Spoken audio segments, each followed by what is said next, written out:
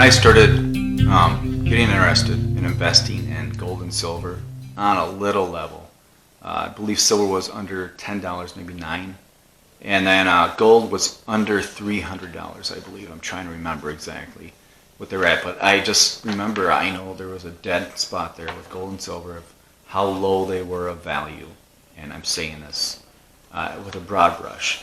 And then as I think about it now, gold and silver are way higher. And I don't like speaking this way, but I'm going to go into that a little bit. So as everyone sees, well, gold has risen, silver's risen, gold has dropped, silver's dropped. But lately, gold has climbed a lot, and so silver is on a tear. And so I just want to say, I hear people say that, well, I don't invest in gold and silver because you can't get rich fast. It doesn't jump as fast as stocks do. I'd rather make an investment in stocks because I have that chance of it going from 10 cents to $1.50 or $10 to $100, or put your numbers in there. So I have the opportunity for overnight wealth or overnight major gains, and I don't have that with gold and silver. Well, that's true on a little bit of a level, but if you think about it, gold and silver really isn't rising in price. It isn't gaining value. What's happening is the dollar is losing value. Because if you compare it, gold and silver in Zimbabwe, Argentina, Venezuela, it's way different, severely different than how it is compared to the US dollar, to our currency, and how it's behaved. So if you're just talking American-based, gold and silver versus the US dollar, people say, well, gold and silver has risen, or gold and silver, put your term in there. But it hasn't really risen. The dollar has lost purchasing power. So when I started doing this, when silver was, we'll just say $9, $10, and gold was $300, I think back then, well, was food the same price that it is now? Milk, eggs, hamburger. Was gas the same price that it is now? Were vehicles the same price that they are now? Were going out and buying a home the same rough price that it is now, the average price that it is now? Were wages the same that they are now? Absolutely not. Well, why is that? Because if gold and silver are going up in value, then on a basis for the US dollar, all these other things should be the same. Because gold and silver have gone up since then to now, as people put it, well, those other things should be about the same price that it would cost you in US dollars as they did, in the early 90s to today. Well, no, that's not the case. All those other things have dramatically risen in the cost it's going to get you to purchase those items, and same items as it would in the 90s. That today, they're severely gone up in value, gone up in price to purchase, along with gold and silver. Why is that? Well, the dollars haven't risen in value. Cars haven't risen in value. Homes haven't risen really in value on a certain level. Food hasn't risen in value. Eggs, milk, meat, burger have not risen in value. They're not worth more now than they were back in the 90s. What has happened is the dollar has dropped in value.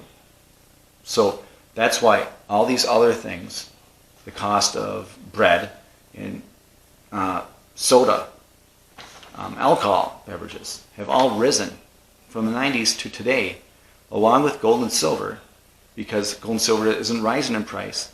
All those other things aren't rising, in value. The dollar is losing value. It's losing purchasing power. So on that note, it took me a while to learn this, quite a while, but I was still convinced that gold and silver I needed to get into way back then when I started, because I didn't get into it a lot because I was worried I could put my money somewhere else and get better gains, so why not? Well, I did that, and I figured out that was a mistake, at least for me. So they say it doesn't go up in price like stocks do. Why would I invest in someone that I can't make huge gains on it? You know, is what they say. And then I say to them, well, hyperinflation. Think about that. What happened in countries that hyperinflated? Venezuela recently, Argentina has been going back and forth, Zimbabwe, the Weimar Republic.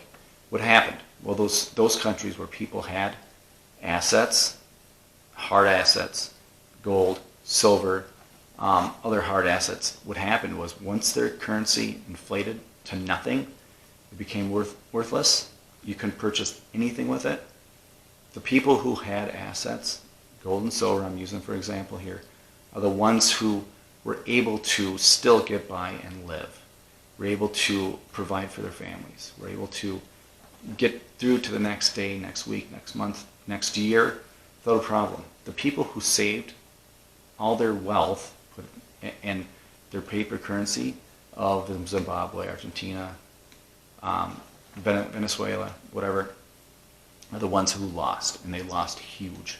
They lost everything because they had nothing saying, hey, I have purchasing power, because what they were holding, their purchasing power, quote unquote, were those fiat currency dollars that hyperinflated and went to nothing, went to zero. So all that work that they spent accumulating those fiat currencies of their country just poof, went away, went to nothing. There was nothing they can do. So all that hard work, they saved all their labor into that paper, became worthless. They couldn't do anything with it.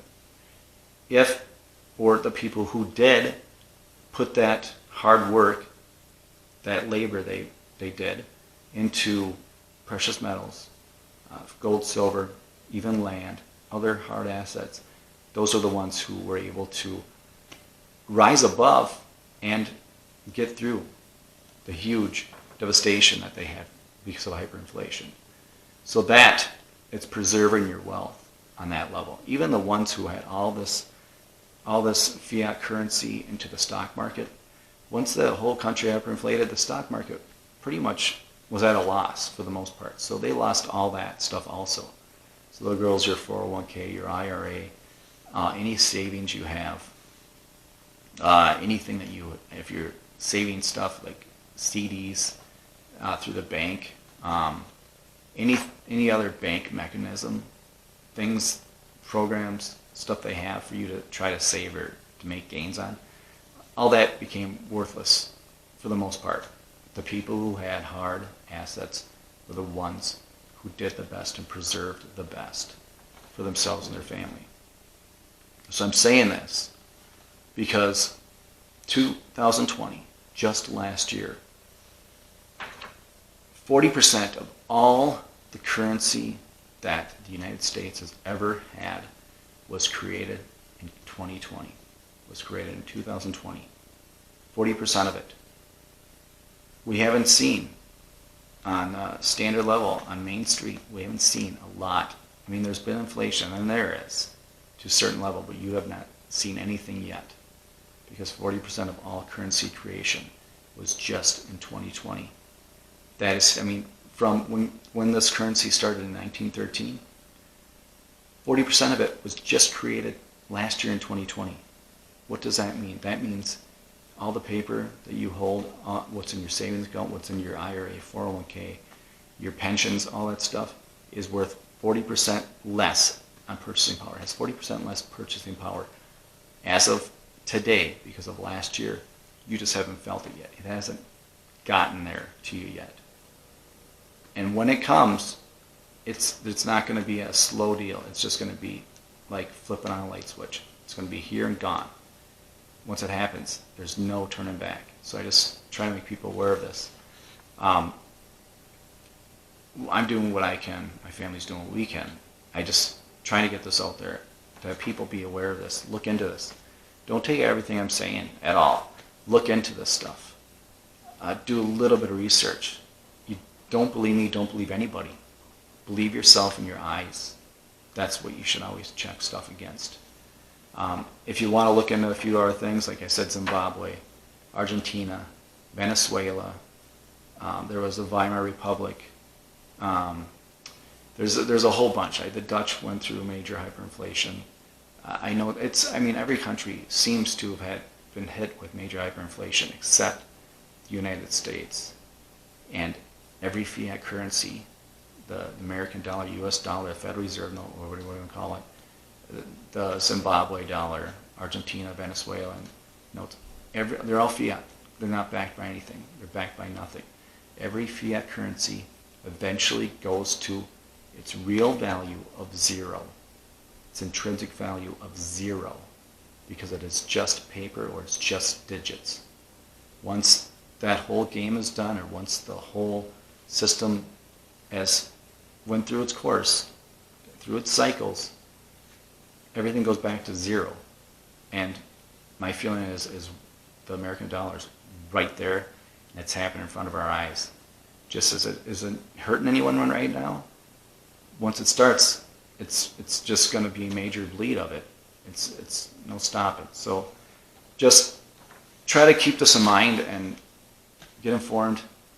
Help your friends and family know, your children. Try to help them get informed a little more on this level too. Thank you for watching.